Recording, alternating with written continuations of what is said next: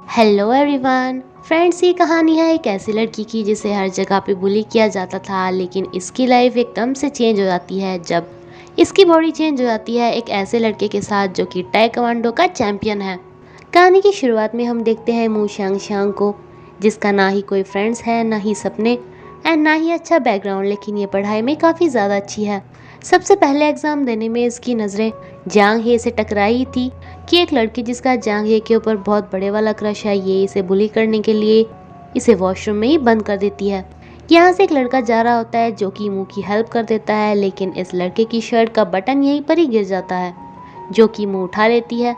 Then हम हमारे actor Shao नान को देखते हैं, जिसका पहला प्यार अगर इसकी बाइक है तो दूसरा प्यार है ताइक्वांडो। इनके टीचर से नान शाओ को हमेशा ही डांट पड़ती रहती है क्योंकि ये हमेशा फेल होता रहता है एंड इसका सारा ध्यान सिर्फ स्पोर्ट्स में ही है। ये इसे डांटने के लिए ऑफिस में लेके आते हैं, जहाँ पे मू भी अपनी स्कॉलरशिप के लिए फॉर्म भर रही थी, जहाँ पे नोटिस करती है कि वो बटन इसी लड़के की शर्ट का है। मू नानशाओ को ये बटन लौटाना चाहती थी, बट ये इसे बोल के चला जाता है कि ओ लव लेटर, मैं ऐसे ही किसी का लव लेटर नहीं लेता। आगे जाके ये देखता है कि कुछ लोग एक छोटे से बच्चे को बुली कर रहे थे, जिसकी हेल्प करना ये अपना फर्ज समझता है एंड इन सब की पिटाई करना स्टार्ट कर देता है। अब एक दो को तो इसने पीट दिया था, लेकिन इसके बदले में पूरी फौज की फौज इसके पीछे पड़ जाती है। रास्ते में इसके दो चेले भी इसे देखते हैं कि अरे बॉस के पीछे कौन भाग रहे हैं, बट फिर ये सोच लेते हैं कि कोई नहीं, बॉस इनसे अपने आप निपट लेंगे। लेकिन आगे जाके ये अपने बॉस से टकरा ही जाते हैं एंड ये तीनों फ्रेंड्स मिलके इनके ऊपर मिर्चियाँ डाल डाल के इनसे किसी तरह पीछे छुड़ा के भागते हैं। रास्ते में से मूशांग शांग मिलती है, जिसके चक्कर में ये पानी में ही गिर जाता है एंड इसके पीछे पड़े हुए ये गुंडे यहाँ से भाग जाते हैं। लेकिन शाओ शाओ इसकी हेल्प करती है यहाँ से निकलने के लिए। शाओ नान इसे थैंक्स बोलता है इसकी जान बचाने के लिए, तो रिटर्न में ये भी इसे थैंक्स बोलती है, जो कि इसे समझ में नहीं आता कि ये इसे क्यों थैंक्स बोल के गई। इस बटन को मू शाओ शाओ काफ़ी अच्छे से संभाल के रख लेती है। मू शाओ शाओ के घर की कंडीशंस काफ़ी ज़्यादा बुरी है, जिसमें ऊपर से पानी टपकता है एंड इनकी एक पड़ोसी आंटी जो कि हमेशा इनकी शॉप में आके इनकी शॉप से हमेशा सामान लेके चली जाती है, वो भी जो सबसे महंगा होता है। मो हमेशा ही नान शाओ हमेशा ही काफ़ी ज़्यादा अकेला फील करता है, जिसकी फैमिली में इसके पापा हैं, इसकी सौतेली माँ है, लेकिन कोई भी इसकी कदर नहीं करता क्योंकि ये पढ़ाई में बहुत ज़्यादा वीक है, इतना कि ये हमेशा फेल ही होता है। ये बाहर रोड पे ही सो जाता है, लेकिन सोते ही इनका वो पाली वाला सीन दिखाया जाता है, जिसके बाद बहुत सारे रिएक्शंस के बाद जब इनकी आंखें खुलती हैं तो मुँह नोटिस करती है कि नान शाओ की बॉडी के अंदर आ गई है एंड दूसरी तरफ नान शाओ को यकीन नहीं हो रहा था कि वो किसी लड़की की बॉडी में क्या कर रहा है। मुँह जल्दी से भाग के अपने पापा के पास आती है, इन्हें बताती है कि अरे मैं आपकी बेटी हूँ। इनके सामने सारे सीक्रेट खोल के रख देती है कि सच में मैं ही आपकी बेटी हूँ, देखो मुझे ये भी पता है कि मेरे लास्ट टाइम कितने मार्क्स आए थे, हमारी आंटी हमेशा हमें परेशान करती है। लेकिन इसके पापा को यकीन नहीं होता है, ये पुलिस को बुलाने लगते हैं कि न जाने ये कौन लड़का के इनकी बेटी बता रहा है। तभी नान शाओ भी यहाँ पर आ जाता है अपने पापा को बता के कि ये तो मेरा क्लासमेट है, इसे लेके यहाँ से भाग जाता है। ये दोनों काफ़ी अलग अलग तरीके ट्राई करके देखते हैं कि दोबारा से इनकी बॉडी इन्हें मिल जाए।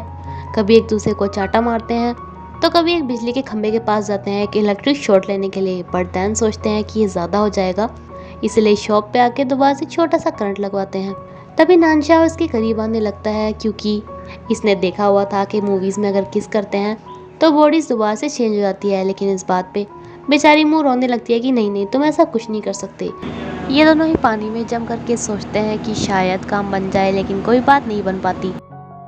अब ये पूरी तरह हार मान लेते हैं, तो ये अपना फ़ोन एक्सचेंज कर लेते हैं। नान शाओ के दोनों चमचे जो कि इसके फ्रेंड भी हैं सोच रहे होते हैं कि आज पता नहीं बॉस कहाँ पे चले गए एंड ये दोनों आपस में इन्फॉर्मेशन शेयर कर रहे थे कि मेरा घर यहाँ पे है, वहाँ पे एक आंटी रहती है, ये वो मेरी सौतेली मॉम है। एंड मू शाओ शाओ इसे बताती है कि मुझे एक जॉब इंटरव्यू के लिए जाना है, तो प्लीज़ तुम वहाँ पे चले जाना एंड काफ़ी अच्छे से इंटरव्यू देना। नान शाओ कुछ टाइम के लिए बाहर गया ही था कि इसके फ्रेंड्स यहाँ पे मुँह को नान शाओ समझ के बोलने लगते हैं कि आप बॉस यहाँ पे क्या कर रहे हैं। बॉस तो आज बेचारे काफ़ी ज़्यादा डरे हुए से थे, लेकिन पीछे से मुँह आके कहती है कि और भाई क्या हाल चाल है तुम्हारे। ये दोनों काफ़ी शॉक्ड हो जाते हैं कि ये लड़की कौन है। अच्छा ये तो वही लड़की है जो कि स्कूल में सबसे डरती है, बट ये यहाँ पे क्या कर रही है, इसने इतनी हिम्मत कैसे कर दी हमें मारने की। ये दोनों इन्हें समझाने की कोशिश करते हैं कि हमारी बॉडी एक्सचेंज हो गई है, लेकिन ये दोनों इस बात को बिल्कुल भी नहीं मानते। नान शाह ये बताने के लिए कि मैं नान शाह ही हूँ, इन्हें बताता है कि मुझे ये भी पता है कि मेरे लेग पे मेरी थाई पे ब्लैक कलर का निशान है। अब इतनी ज़्यादा बात प्राइवेट किसी और लड़की को पता होती तो ये दोनों सोच लेते हैं कि शायद ये इनके बॉस की गर्लफ्रेंड है। खैर इन दोनों का प्लान था कि ये दोनों अपने बॉस को शावर के लिए लेके जाएंगे, जिसके लिए ये मुंह को यहाँ से लेके चले जाते हैं। नान शाओ इनका पीछा करता है लेकिन इसे अंदर एंट्री नहीं मिलती क्योंकि फिलहाल ये एक लड़की की बॉडी में था। अब मुंह को इनके साथ बातें करनी पड़ रही थी, इसलिए वॉशरूम का बहाना करके यहाँ से निकल लेती है। एंड नान शाओ को तो मौका मिल गया था कि जब आज लड़की बनी गया हूँ तो लड़कियों की बाथरूम में भी जाके देख लेता हूँ। इसका दिल अंदर जाके बागबान हो जाता है, बट इसे एकदम से नोज ब्लीडिंग होती है क्योंकि बेचारी ये तो एक अस्थमा की मरीज थी जिसे दवाई ना मिलने पे ये सब हो गया था। एंड अब इसे मुंह पे काफ़ी ज़्यादा गुस्सा आ रहा था कि ये इतनी अच्छी जगह पे चला गया था, लेकिन इसकी बीमारी की वजह से इसे वापस यहाँ पे आना पड़ गया। इसकी बॉडी कितनी ज़्यादा वीक है एंड ऊपर से इसे अस्थमा की गोलियाँ भी लेनी पड़ेंगी। इंटरव्यू के लिए इसे जिस होटल में जाना था वो इसके पापा का ही होटल था। इसे मौका मिल जाता है यहाँ पे अपने पापा की इंसल्ट करने का, इसलिए यहाँ पे कस्टमर के रूप में आके अपने पापा की इंसल्ट करनी स्टार्ट कर देता है कि ये कैसा खाना बनाया है तुम्हारे होटल वालों ने, ये तो बिल्कुल भी अच्छा नहीं है। अब जितना भी इसके पापा हमेशा से इसे डांटते थे ये सारी भड़ास इनके ऊपर निकाल लेता है।